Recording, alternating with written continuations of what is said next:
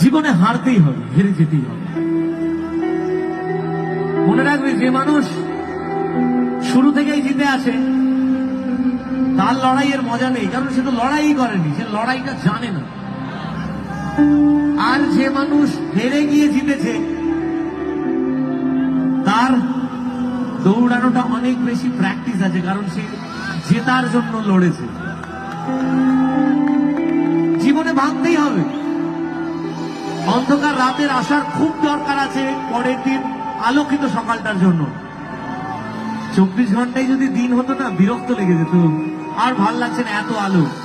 তখন শুধু মনে হতো কখন অন্ধকার হবে। এই অন্ধকার রাত থাকে বলেই পরের দিন সকালের গুরুত্ব আছে।